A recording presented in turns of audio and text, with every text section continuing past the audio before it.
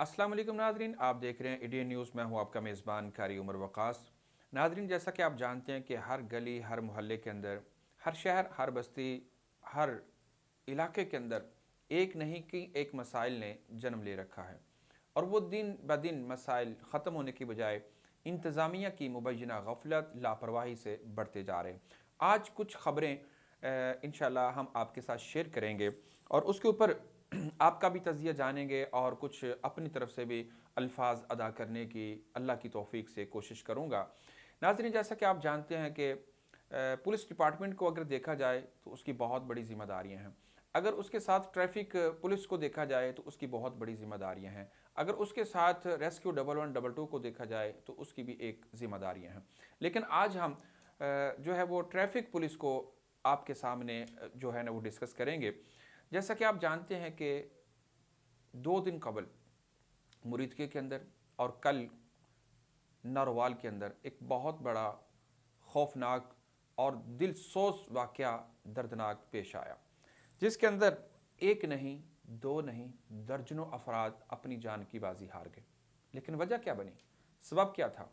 Reason क्या था? गलती, कोताही, सुकम कहाँ पे था? हमारे जो ट्रैफिक पुलिस एहलकार, हमारी ट्रैफिक पुलिस के डिपार्टमेंट के आला ओहदेदारान, ज़िम्मेदारान, जिसको मैं सियालकोट की सतह पे अगर देखा जाए तो डीएसपी ट्रैफिक मज़हर फरीद और उनका पूरा डिपार्टमेंट बीसियों मरतबा शिकायत के बावजूद आज तक वो गाड़ियों के अंदर लगे हुए सिलेंडरों को जो एलपीजी के नाम पे हैं, जो सीएनजी के नाम पे हैं, उनको आज तक ख़त्म नहीं कर सका। हादसा हो जाना कोई बड़ी बात नहीं है, ट्रैफिक रोड हादसा होते हैं, उसके अंदर भी नाअहली और सुस्ती, गफलत इदारे की है। जहाँ यकीनन ड्राइवर गलती करते हैं, तेज़ रफ्तारी होती है, जहाँ ड्राइवर जो है वो जनाब बाज़ दफ़ा नशे की हालत में होता है, बाज़ दफ़ा उसने सवारी के चक्कर में जो है ना वो अगले स्टॉप से सवारी को उठाने, पेशेंट को उठाने या कह लें मतलब कि जो पैसेंजर हैं उनको उठाने के लिए दौड़ जो है उनकी लगी होती है। बाज़ दफ़ा दूसरे लोग जो हैं वो दूसरे को क्रॉसिंग करने के चक्कर में जो है ना वो हादसा होते हैं।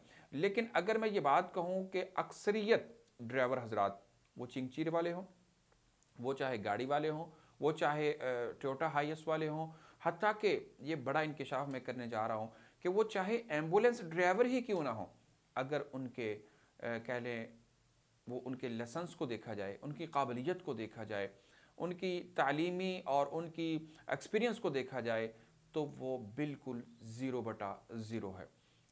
वो माइनस ही आपको नज़र आएगी। बहुत सारे लोग आपको लाइसेंस के बगैर ड्राइविंग करते हुए नज़र आएंगे। ये बड़ी गफलत और बड़ी कोताही ये ट्रैफिक पुलिस एहलकारों की है। अगर उनको देखा जाए लाइसेंस के नाम पे, वो एक अलग कहानी है कि वो बीसियों नहीं, सैकड़ों नहीं, हज़ारों रुपए एक लाइसेंस के ऊपर जो है वो एक क्लाइंट से हज़ारों रुपए टोकन के नाम पे वसूल किए जा रहे हैं।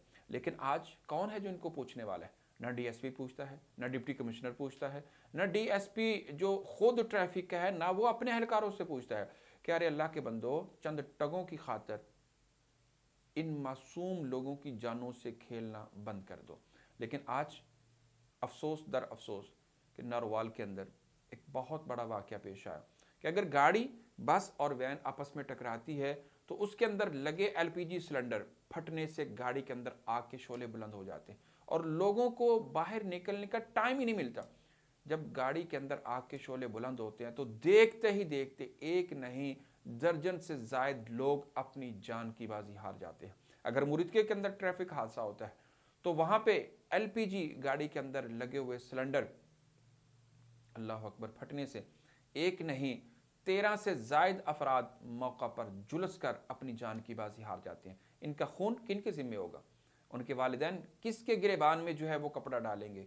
किससे सवाल करेंगे? कौन सा डीएसपी, कौन सा डीपीओ, कौन सा डिप्टी कमिश्नर और कौन सा वजीर आला और कौन सा हुक्मरान उन लोगों को उनके घरों का वो जो कफील था, वो जो माँ थी, वो जो बहन थी, वो जो अजीज़ व अकारिब थे, वो रिश्तेदार थे, कौन उनको वापस लाएगा?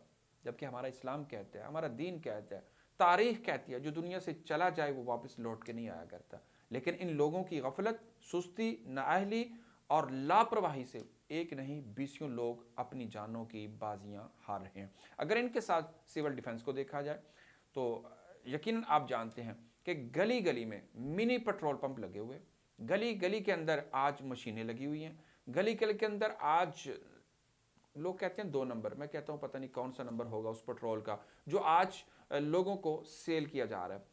और वो सिर्फ मिनी पेट्रोल पंप ही नहीं, अगर देखा जाए तो एलपीजी सिलेंडर, वो गैस रीफिलिंग का सिलसिला आज गली गली में, मोहल्ले मोहल्ले में शुरू हो चुका है। ये तो गवर्नमेंट की बहुत बड़ी नाअहली है ना कि आज घरों के अंदर लगी हुई सुई गैस को बंद कर दिया गया, कहीं पे प्रेशर कम कर दिया गया, कहीं पे उनके लिए बिलों के बोझ बहुत ज़्यादा डाल दिया गया। लेकिन उसके साथ अल्टरनेट जो तलाश किया गया वो क्या है कि एलपीजी सिलेंडर इस्तेमाल किए जाएं। ये भी एक कह ले अफसोसनाक बात है कि आज सर्दी शुरू होते ही उसके अंदर एलपीजी सिलेंडर की कीमत के अंदर इजाफा कर दिया गया। उसको जो है वो दर्जनों रुपए जो है उसके अंदर इजाफा करके आवाम के ऊपर एक बम जो है वो गिरा दिया गया। लेकिन ये तो किसी हद तक बर्दाश्त था, चूंकि माली मामला था, बंदा किसी न किसी वजह से बर्दाश्त कर लेता है।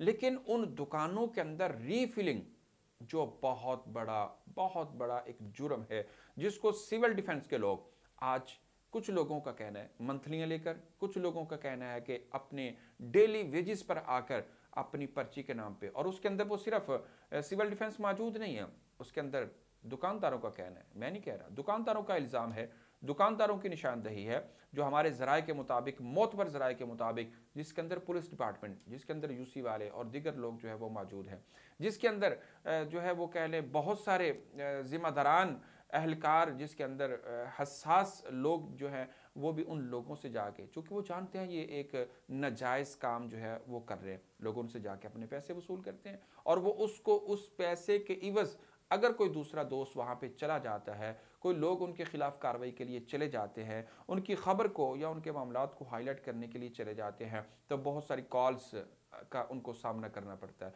बहुत सारा प्रेशर उनको देखना पड़ता है, बहुत सारे दोस्तों को नाराज़ करना पड़ता है। लेकिन इस सारी कहानी के पीछे कौन लोग हैं? वो माफिया है, जो अपने इस पेट के ईंधन को भरने के लिए, इस मट्टी के वो जिसके बारे में कहा गया था कि इस पेट को कब्र की मट्टी ही जो है वो भर सकती है, इसके जहन्नम के ईंधन को भरने के लिए वो उस गली, उस मोहल्ले, उस दुकान, उस शॉप के अंदर रखे हुए मौत के बड़े बड़े, अल्लाह अकबर, वो जो निज़ाम हैं, वो जो सिलेंडर हैं जिनके अंदर रीफिलिंग की जा रही है, जो कानून का भी, इखलाकी तौर पे भी और शरी तौर पे भी जो बहुत बड़ा नुकसान करते हैं, उनको आज आज़ादाना तौर पर इस्तेमाल किया जा रहा है। तो यहाँ पर सिविल डिफेंस, यहाँ पर डीएसपी ट्रैफिक और यहाँ पर दीगर मुतलका हकाम को आंखें खोलना होगी, यहाँ पर उनको देखना होगा, नज़र दौड़ानी होगी।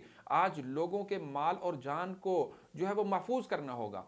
आज लोगों के माल और जान के तहफ़्फ़ुज़ के साथ इन माफियाज के खिलाफ बिल आखिर एक्शन लेना होगा, निकलना होगा। आज यकीनन ये भी कुछ ज़राए बताते हैं हमारे मोतबर ज़राए से कि आज डिपार्टमेंटों के अंदर एहलकारों की, स्टाफ की बहुत जो है ना वो किल्लत है, वसाइल की बहुत ज़्यादा किल्लत है। लेकिन याद रखिए, आपके पास कानून की किल्लत नहीं है। आप सुबह और शाम और दोपहर जो आपका ऑफिस टाइम है उसके अंदर अगर हकीकी मायनों में रिस्क हलाल की खातर अगर सही मायनों में वर्क करें, तो आप डेली बेसिस पे दर्जनों लोगों के खिलाफ एक्शन ले सकते हैं। और वैसे भी कानून अगर सही मायनों में हरकत में आ जाए तो चंद लोगों के खिलाफ एक्शन ले लिया जाए, और सही मायनों में लिया जाए तो यकीनन दूसरे लोगों को नसीहत भी हो जाती है। और वैसे भी आप नसीहत करवाने के माहिर हैं। जब आप एक्शन पे निकलते हैं तो फिर आपके इर्द गिर्द के लोग, आपके दाएं बाएं लेफ्ट राइट जो लोग होते हैं, वो फिर उनको कॉल्स करके उन सारे नेटवर्क को आगे से शॉप बंद करने का ऑर्डर भी जारी कर देते हैं।